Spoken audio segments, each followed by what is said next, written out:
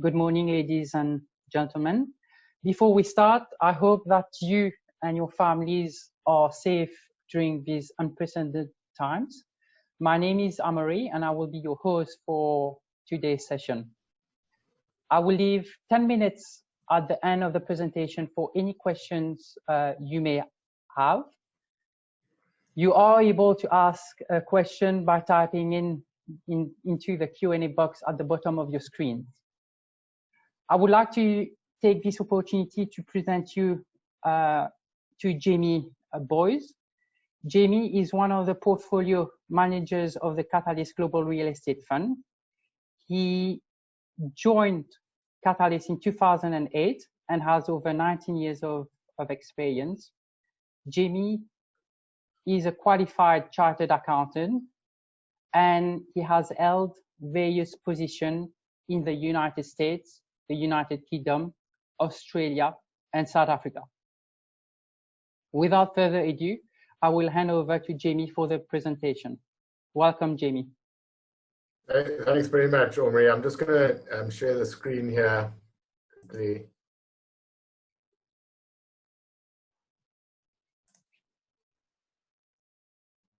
Can you see that? It's coming through. Yes, we can. Okay, great. Morning or afternoon, it seems like it is in Mauritius at the moment. So afternoon, everyone. As Omri said, I hope everyone's well and surviving during these very unprecedented times. I'm just going to today try to give a brief overview of the Catalyst Global Real Estate Fund and Catalyst a little bit as a business, and then we can dive into some questions at the moment. So it's a pretty, we've only got 20 minutes, so we're not obviously going to cover everything, but I'm going to try and cover what I think are the most pertinent things. So, just maybe 2 minutes on Catalyst as a business. So Catalyst is a specialized real estate fund manager in the public markets. We've been managing money in that space for about 20 years now. The business was founded in 2001. And the fund that we're talking about today is the Catalyst Global Real Estate Fund that was launched in 2007. So that fund we've been running that fund for about 13 years. I actually joined in 2008 and have been so involved in being an analyst and later running this fund. So I've been with this fund for the business and with the fund for about 12 years. Just the business, very briefly, as I said, just in listed real estate, about half of it in the global developed market space and about half of it in South Africa. And then we do run 2 mandates in the alternative space, which is just under R1 billion. I've just put up a slide of the team here. I'm not going to spend too much time on it. I just wanted to highlight 1 or 2 things. The first thing is that Catalyst is, we do have a bigger shareholder now in Sanlam, but it is still, we would consider an owner-managed business. It came out of a business started by Andre Stadler, who still works for Catalyst, and a number of the people you see on the screen, in fact about 80% of them are still shareholders in Catalyst as a business. And I think what that does, it gives a lot of alignment with our investors, and I think more importantly it gives a lot of longevity around the team and consistency around the team and the process. So I think that's an important point to note. And the other thing I think to note, I'm not going to go into everyone's CV and background, but there's a number of the investment team come with direct real estate experience. So I myself, I was an Investec on the property lending side.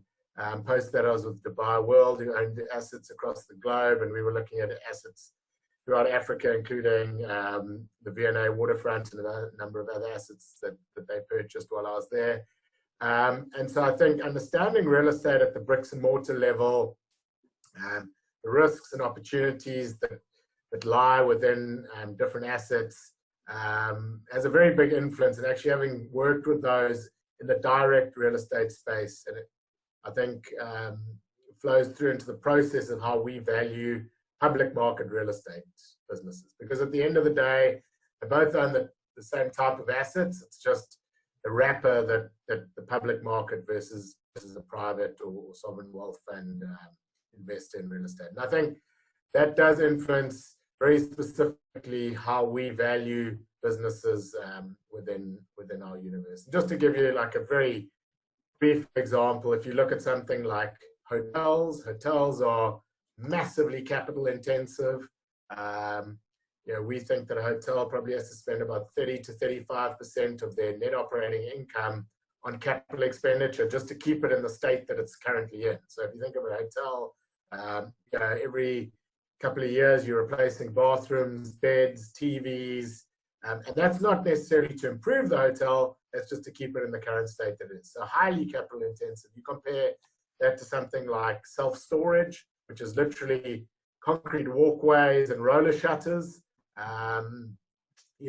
Very low capital intensive business in terms of upgrading properties the whole time. So if you took the best hotel asset and the best storage asset, say in a city like Manhattan 30 years ago, and you didn't spend any money on the hotel and you didn't spend any money on the storage facility, the storage facility is probably still doing all right. It's probably still generating income. It's probably not as good as it was, but it's more about location, and literally the infrastructure is pretty basic.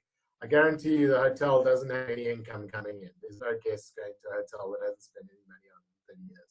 So understanding those in the direct space and pulling those through into how we value businesses is a very important part of how we look at the real estate world. I mean, I'm not going to go into everything in here, but I think there's a bit of a laundry list and I think being a specialist focused business where we focus just on real estate does have, it's what we're passionate about. I think it's where we think we can add value to clients. And I think it ensures that, we have to be near the top of our peer group over all periods. We can't, fall back and rely on, the fixed income team or the general equity team. That is what we do. And so, and it's what we're passionate about. Okay, so just to look very briefly at the performance of the fund since inception. As I said, launched in 2007. We've obviously had a reasonable, we started with the GFC, and then I've had a reasonable return, and then I've had a big sell-off, obviously, and we've had a bit of a rebound. So it's been a tough time to manage money in the space, going through two pretty severe crises in terms of sell-off in the markets. But I do think, having gone through 07, 08, 09, has been a very important part of how we've handled going through this process. So over the period since inception in US dollars, the fund has done about 5.5, and the benchmark's done just over 2. So over that period, generating alpha of around about 3.5, slightly above that on an annualized basis. That's obviously got 2 very weak periods in it. We would probably expect normalized alpha to be around 2 to 3% in a normalized environment. So obviously a bit higher than that given the dislocation in the market, which is, given our focus on quality, on risk, around balance sheet management, etc., we would expect to generate more alpha during tougher times than during times when the market's strong, because we do focus a lot on risk-adjusted returns. I don't know if any of your investors look at things in rands, but I've just included that in there. Obviously, the weakness in the rand overlaid on that has boosted returns. So actually, in rand terms, real estate has performed, global real estate has performed reasonably well over that period. And then we've got it over various periods. So as I said, over 5 years, alpha of around about 2.5. Over the last year, when we've had some quite weak, a pretty weak period, generating significantly more than that over that average period. Okay, this is a slide that I want to spend a little bit of time on, and I think for me is probably something, if you don't remember anything else that I tell you this morning or this afternoon, is the one thing that I'd like you to take back with you. So on the left-hand side, as you look at the screen, is the geographic allocation. And I think, you know, this fund is focused on developed markets across the globe. So obviously, one of your big markets being the US, but then including the UK, Europe, Western Europe, Hong Kong, Japan,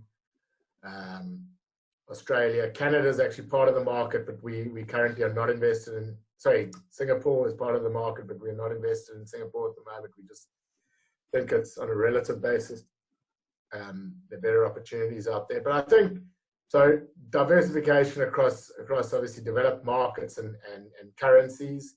I think more importantly is the right-hand pie chart, which illustrates the sectoral allocation to the various real estate subsectors. And some of these, maybe depending how familiar you are with commercial real estate, maybe sectors that you've never heard of and didn't even think were available. I think one of the amazing things is that you can access a lot of niche sectors within the real estate space in the public markets. And for us, that's a great advantage. I mean, a lot of people, they think about commercial real estate, and they think about offices and retail and maybe industrial, and that's pretty much where it ends. But there's some really great subsectors that we really like. We like a lot of the niche sectors, including things like data centers, manufactured housing, some of the other resi sectors like single family housing, storage, apartments, lab space, that it's just great that you can get access to in the real estate market. So if we think about maybe on a relative basis, going through the COVID pandemic and I think, you know, we sort of try and think about it, what's going to happen over the medium term, but I think more, and what makes more difference to real estate valuations and ultimately the valuations of these companies is what happens over the longer term. Okay. So for us, if we start with the losers have definitely been businesses, hotel landlords. So, yeah, businesses that own hotels are pretty much not receiving any income at the moment. Retail, so if you think about the mall space in particular, which is more your discretionary retail, yeah, a lot of those malls are closed. They're starting to open up, but they've obviously gone through a tough time.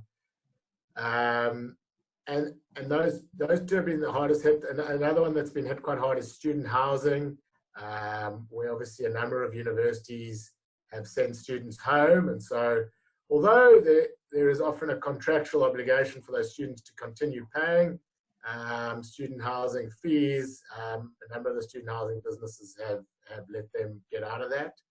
And so that's another issue. And if we take, say, retail or discretionary retail like malls versus student housing, just to chop them up, and when I'm talking about medium-term and long-term outlook, the malls for us, there's some big long-term issues. So the retailers themselves, so the people that rent, the companies that rent from these mall landlords, and we're a pretty fragile bunch going into this crisis.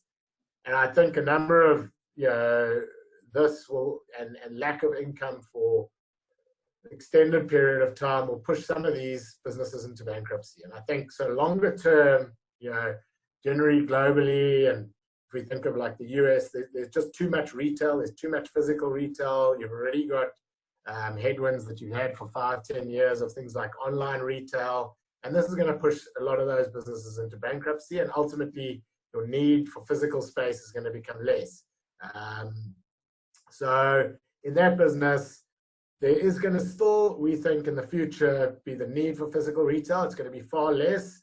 And those physical retail locations are going to be focused at the most productive end of the scale. So centers where you get the most footfall, the most profitable, which obviously at the moment there's no footfall, but in time that will come back. So they're going to be massive losers, and then on a relative basis they're going to be some winners. Student housing, for example, we think is going to have a tough 2-year period, but certainly at the better universities where that being on campus is very important in terms of the relationships that you build, the connections, etc., we still think will have a place in 3-4 years' time.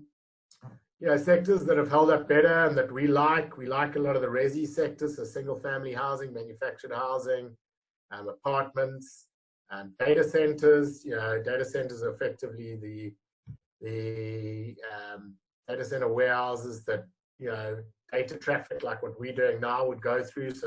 So actually, activity in those businesses has actually picked up over the last 2-3 months. So ironic that would happen, but you can see through things like this, Netflix, all those kind of things, people are interacting a lot more digitally, and that has had a big boon for things like data centers.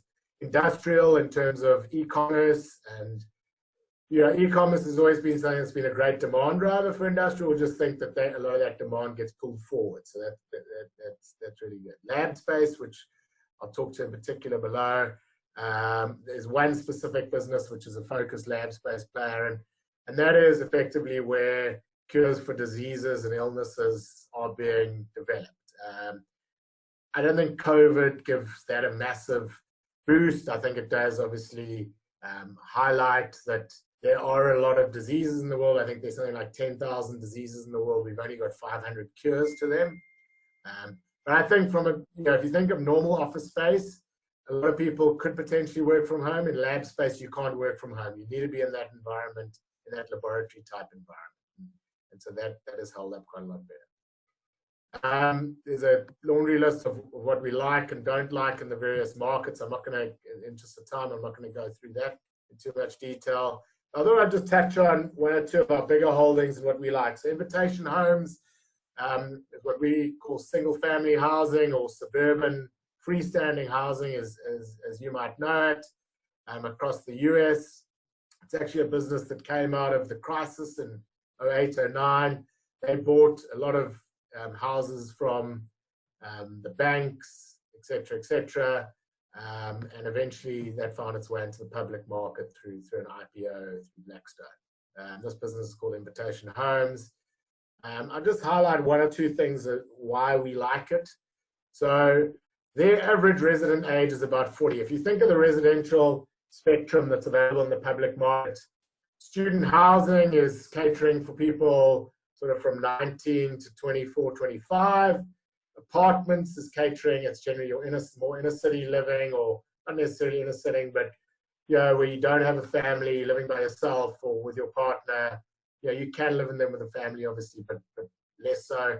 But that's sort of catering for your age group of like 25 to 45, maybe 50. And then single family is more where people have children, they want to move out into the suburbs. It's more from sort of 30 to 55, 60. Okay, so your average residence in Invitation Homes portfolio is 39 years of age.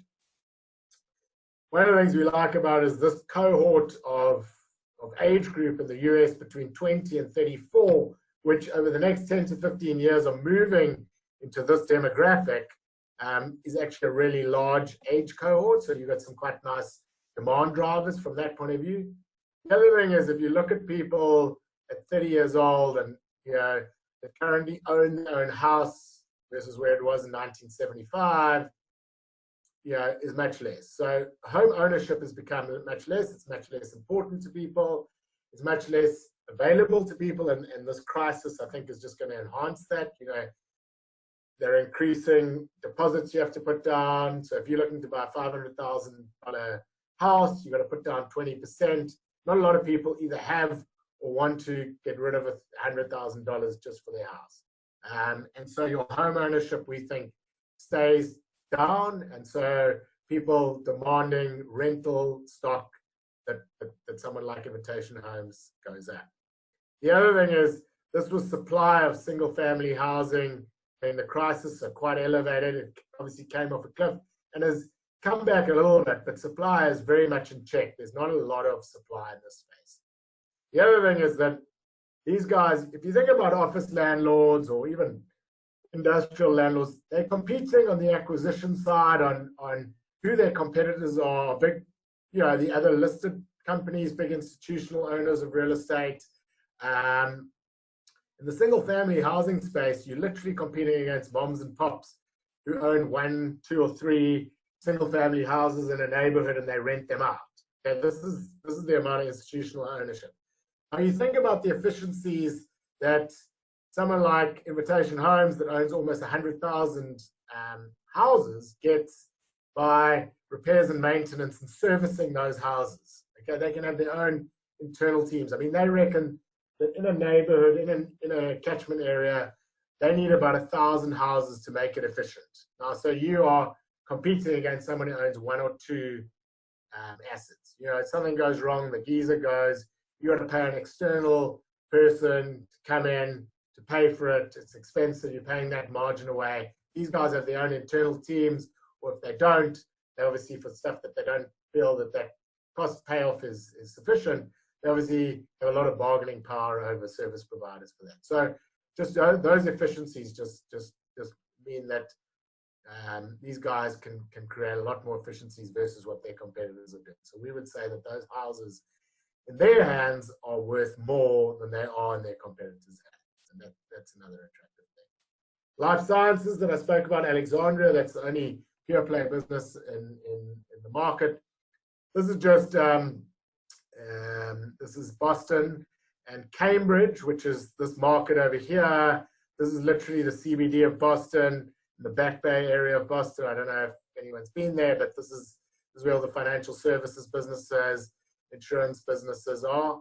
The life sciences market predominantly sits here in a sub-market called Cambridge. It's literally a mile across the river from these assets over here. Now, the reason that it sits here and the barriers to entry that are not as prevalent for just your more traditional office space is that in this market, MIT, I think that's the corner of MIT, sits over there, and Cambridge literally sits over here. It's literally Cambridge, the university. And these businesses need to be around these educational hubs because of what they do, the businesses they do, the talent that they're trying to attract. And so you could take these assets over here, some of them owned by Alexandria, and you could put them literally half a mile across the water, and they would not be as valuable as they are here. I mean, I visited probably 90% of Alexandria's portfolio. I've walked these assets, the little coffee shops, you're seeing the professors, having a coffee with the CEO. That environment you just cannot create over here. So apart from the physical environment, which is obviously very different to office space in terms of the physical laboratory type space that you have that you certainly cannot do from home, the actual location as well is very important. And so you can see through time, the little red dots are what the average same store net operating income growth has been for the office sector since 2010. And the blue bar is what Alexandria has been. And we think that this continues long term because the true physical barriers to entry for a business like the assets that Alexandria owns versus other traditional office types. And then another type of asset that we like that we've held in the portfolio for long periods of time. I'll just tell you some of the attributes that we like. There's a subsector called manufactured housing. This is a business called Sun Communities. We actually own a business called Sun Communities and Equity Lifestyle at the moment. They own what is called manufactured housing. You might know it more as trailer parks. And it's effectively mobile homes. So these houses are actually mobile. Some of them a little bit more obviously than others. You can move these houses. It's very expensive to do. They don't often get moved, but you can move them. The benefit for us, apart from a number of things, apart from the fact that it's great affordable housing for people, which is massively a need, there are a few things. There are two main things. The one thing is that the REIT that we invest in just owns the land. So they don't own this physical structure, okay? So your CapEx is in the hands of their tenant, actually. The tenant owns this asset and they repair it. So your CapEx is extremely low here. And the other thing that is really great is that they are very difficult to supply. So it's very difficult to supply manufactured housing. Why is that? Mainly because no one wants trailer parks in their neighborhood. So to get planning permission is very difficult. And as you can see from here, there was quite a big spike in the 60s and 70s in manufactured housing communities, but it's pretty much gone to zero. Your supply in manufactured housing over the last 10 years has been close to zero. And obviously, in real estate, it's all about supply and demand. So as long as you've got a business where there is demand, which manufactured housing does have because of the affordability of it, and you've got pretty much zero supply, that's a great place for existing landlords. So that's just a sort of flavor of the types of businesses that we like and some of the attributes that we like. Just looking at the market as a whole, and I've just sort of taken the US here to give you some sense. The one thing about this crisis is obviously, for certain asset types, revenue is going to be hurt massively over the next 12 to 24 months. And as I said, it's all about whether that revenue comes back in the same way. Because if you think about a real estate business, their yield is 5%, let's say, going into this. So even if they get zero revenue for the next 18 months, that's only 7.5% of the valuation, right? The major part of the valuation is what happens when we get back to a normalized period. Okay, so obviously that's a very important part because not everyone's going to get back to the same place. Some are going to be winners, some are going to be losers. The other side of it is which businesses have got balance sheets that can withstand this. And just the one thing I'd like to point out is the balance sheets of real estate businesses on the whole, now versus where they were 12 years ago, is night and day. So we're in a much better scenario now than where we were going into the crisis. So as you can see, just a simple sort of loan to value of real estate businesses going into the crisis were in the sort of low 40s and spiked out as values of assets came down to 55 and 60. This is in the US. We're currently sitting at around about 30. Our portfolio is at around about 26% at the moment. So from a balance sheet point of view, we feel on the whole that the balance sheets can withstand quite an extended and protracted play out of the virus. I'm just going to skip through this in the interest of time. The other thing, dividends and what's going to happen to dividends is obviously, there are some businesses that are cutting dividends to preserve capital. Most or a lot of businesses have continued that they are going to carry on paying out dividends. But looking at historic dividends, which was paid over the last 12 months, you can see obviously the dividend spread versus where 10-year treasuries are in the US is obviously spiked out of this band of where it sat over the last 25 years or so. I mean, the last time we saw this was during the GFC. Obviously, we are in unprecedented times, and the historic dividend may not look as similar to the forward dividend, but just to show you that the market has obviously, we've seen it already, has obviously sold off given the risks that are around. We've obviously, ironically, I think my wife thinks that I'm lying to her. We're all working from home, and I sort of get into my study at 8 o'clock every morning, and I don't surface that often until about 6 o'clock. We've been extremely busy over this period. Obviously, the world has been turned upside down, and things have changed a lot. And we have spent the last 2 months, updating things. We think being very penal on future earnings and ability to generate rent going forward. And so we've really, certainly for businesses which we think are impacted long term, like hotels, like retail, et cetera, we've been very penal on earnings and risk around those. Our current, just to give you a sense of where we think the market is priced, this is a number of days ago, the market has sold off a bit, so this number would be a bit higher now.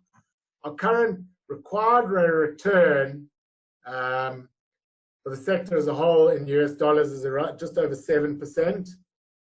And we currently see the market as a whole, so that's the market as a whole, delivering around 8%. The number's around about 8.5% today, given that the market sold off. So we see the market is slightly undervalued. You know, and obviously within our portfolio, we hold stocks where we see, you know, excess return in excess of the market.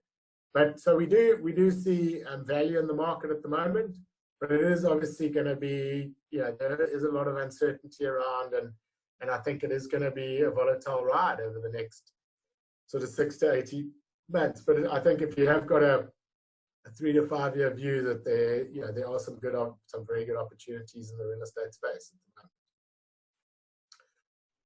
Yeah, I think that's sorry, I keep it a bit over there, but yeah, I think it's probably best to open it up to any questions. Well, thank you very much, Jamie, for that insightful presentation.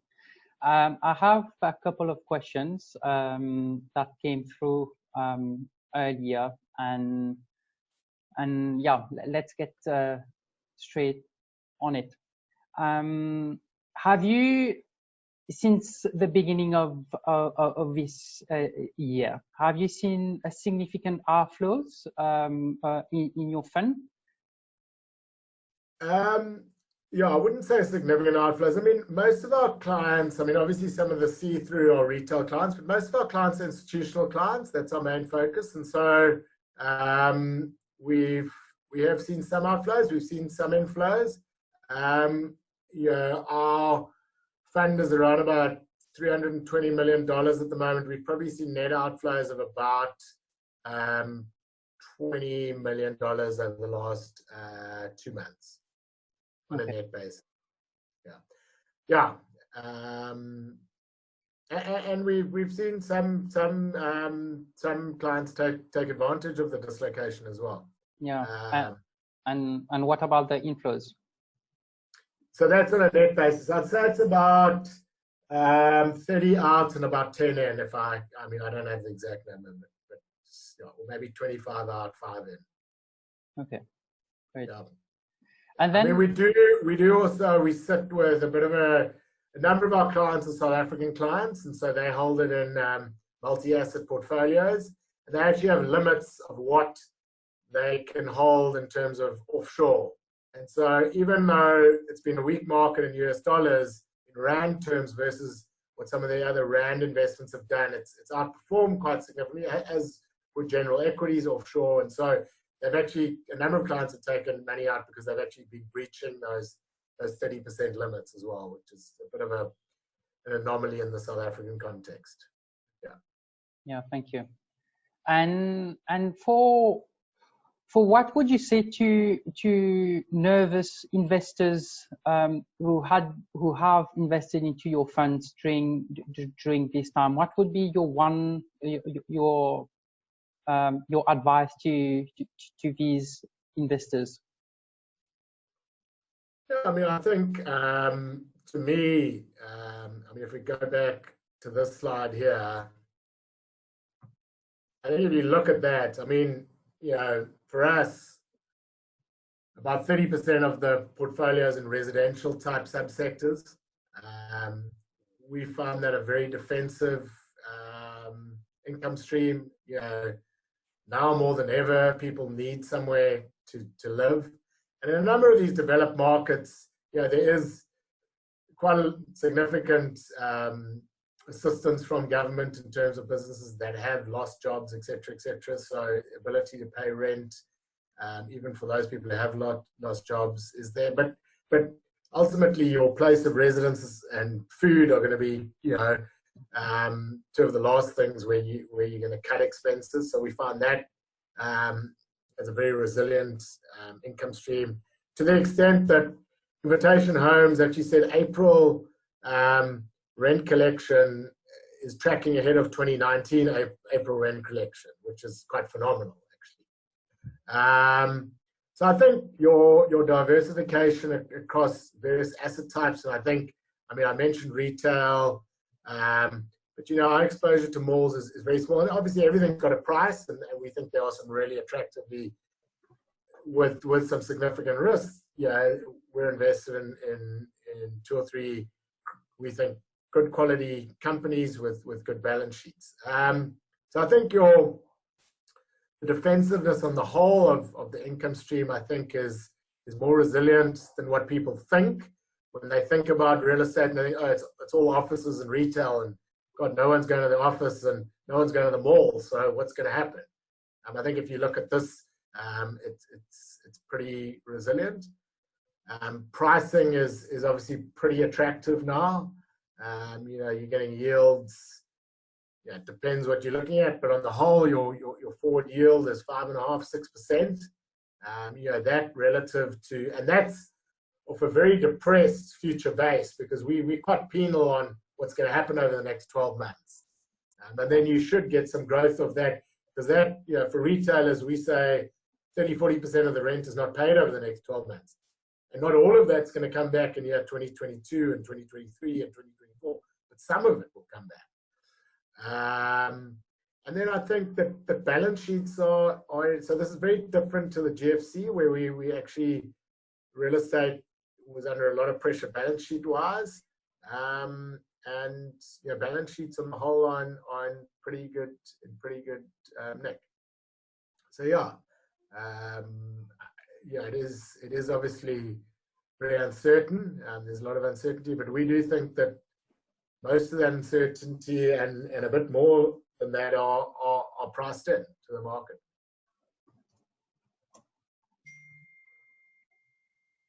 Okay, great. Thank you for that. And so I have another question that somebody asked. Do you see growth into mixed-use properties investment at the moment?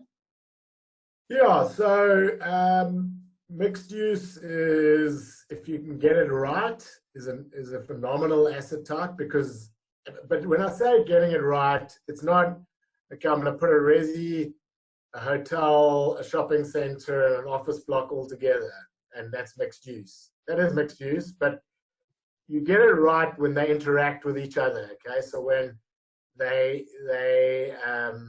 work well together. To us, one of the best developers of mixed-use space in our markets, in businesses that we look at, is a business called Federal Realty.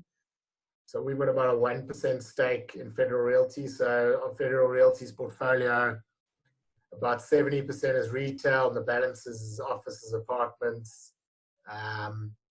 But a number of their assets are big mixed-use schemes in cities like San Francisco, Boston, Washington, D.C. I've actually, the team between us have visited pretty much all of their big mixed-use schemes in those cities, and yeah, they do it really well. I think a lot of businesses talk to mixed use, and it's not always that easy to achieve.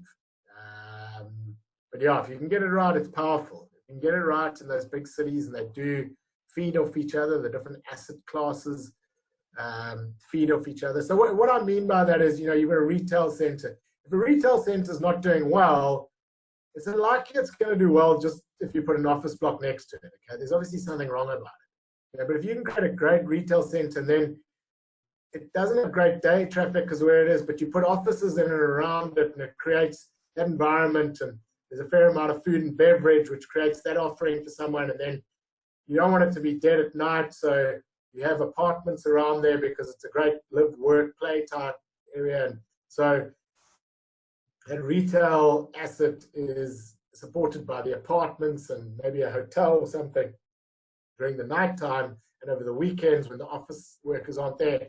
Now that's when you start to get the complementary play off with each other. Okay, great. Thank you very much. I think we have time for one more question, and so you've touched on it briefly at the beginning of the presentation, but do you think that with COVID-19, will it accelerate change in the way that people live and work and use real estate?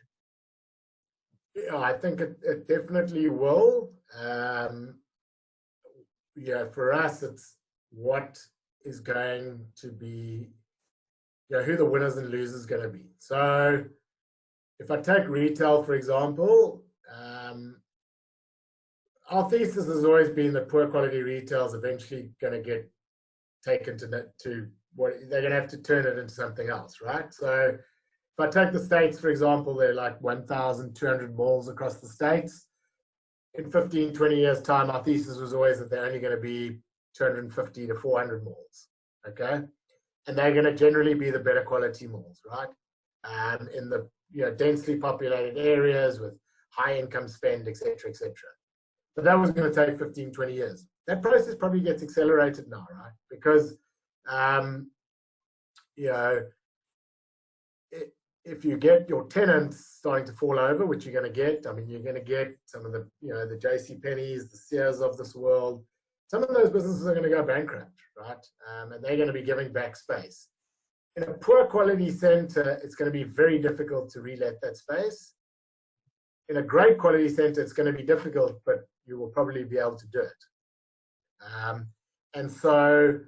And retail is all about being next to other good retailers, right?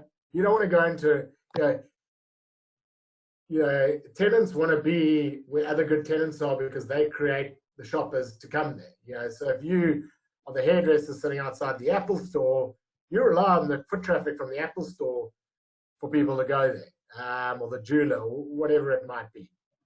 So there's going to be less retail.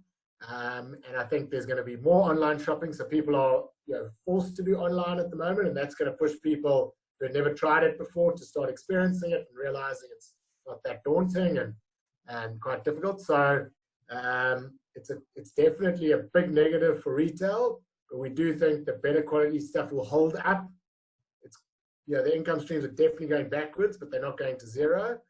And then it's actually probably a net benefit for industrial, or it just brings forward e-commerce for guys who've got, not all industrial, but for industrial properties, well located, and are very valuable in that supply chain. I think those two change radically. I think hotels, specifically business travel, comes down massively. I think people have realized that, for meetings like this, you can do it reasonably easy without doing it face-to-face. So having to travel around the States to sell stuff or have meetings or whatever the case may be, you will probably still do it to an extent, but not as much as you did. So I think that there's big long-term negative impacts there. But if I go through, healthcare, I don't think it's impacted long-term that much. Apartments, I wouldn't think so at all. Net lease does have some retail in it, so there will be some there, but data centers, towers could almost be a net positive. Student housing is a difficult one. So student housing, I think, online learning certainly becomes an option for people, and they're experiencing it now. And does that happen in a big way going forward? Just remember, that has been a threat for the last 5-10 years. This is not something new, but it probably accelerates. And I think it's more important that you own student housing at the top tier universities. So in the US and the UK, they have like the top 100, top 200 universities, because that is where those relationships that you build there, that experience that you build there is invaluable. I mean, as the saying, it's not what you know, it's who you know, I'm afraid, is true. The jobs that those people get coming out of those universities, a lot of it is about connections that they've made there and the degree that they've got from that university. And so we own 2 student housing businesses, Unite and American Campus. We think, and they own at generally 85 to 90% is at those top 100 universities across the US and the UK. We think they are reasonably resilient. And so it's going to be a massive dip in earnings for the next 2 years, but eventually they get back to where they were in 2019. Strip retail is more necessity-based in terms of grocers, drugstores, et cetera, so far more resilient, but there will be negative impacts long-term, less so than the malls. Storage, we like storage in Europe and the UK. we underweight it quite a bit in the US. That's more longer term thing. Storage in the US is a very mature. There's about 9 square foot of storage space per person in the US and the UK, in the US, sorry. In the UK and Europe, on average, that number is more like 0.3, 0.4%, 0.3, 0.4 square foot. So it's literally 1/20th of what it is in the States per person. And so as people become more familiar with the product type, we quite like that subsector in UK and Europe. Single family housing, I think, is probably one of the most defensive, along with manufactured housing sectors, and I don't think that things change much over the medium term and over the long term. Offices is one where I do think there's some change over the long term. There's definitely, look, it's a bit of a playoff between, you're going to want, maybe more people are going to be working from home, but the space that you want, you maybe don't want to cram everyone into, you don't want to be cramming 15 employees into 100 square meters. So it's a bit of a playoff, but I think net they're a slight loser.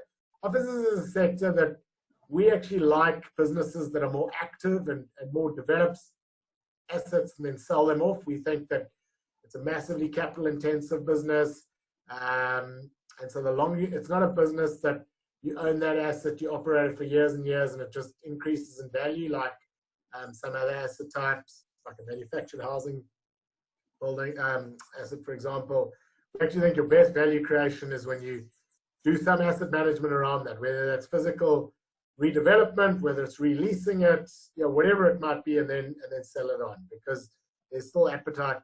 The other thing you think about in real estate is that there's sovereign wealth. There's so much money sitting out there waiting to be deployed, and when cash is naught to negative and bond yields are 0.5 to negative, your alternatives are quite thin. Okay, obviously there's a corporate bond market, but that comes with a lot of risk. So real estate, with a good covenant on it and a sort of 5% yield, there's quite a lot of appetite to buy those assets if it's got good tenants on it, and that income stream is pretty secure, and it's got 1.5 to 2.5% rent bumps for the next 10 years. That, to a lot of passive investors like sovereign wealth funds, institutional investors, life cos, they at the moment are conserving cash, but there's going to be a time where they need to put some of that cash to work, and so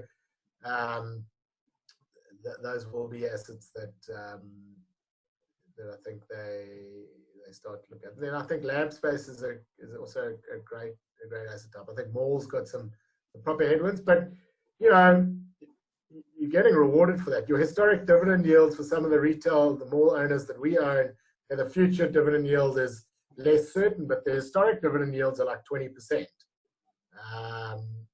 So you're getting rewarded for the biggest thing for me is in the mall space is a good balance sheet and good quality assets, and they're few and far between. I mean, we only own 3 or 4 companies in the mall space. We're very selective on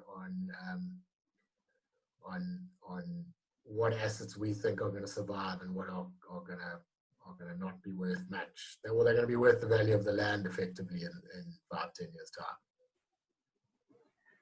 Great. Well, thank you very much. If any of the attendees have any more questions, please do not hesitate to contact any one of us. And I would like to take this opportunity to thank Jamie for this insightful presentation. And I hope we'll definitely do more of it. And thank you, Jamie. Thanks, Omri. Thanks very much. Thanks for your support, and I hope everyone stays well.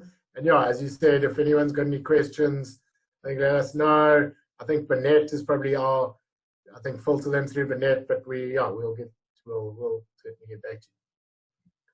Great. Thanks very much. Thank you. Bye-bye. Okay, cheers.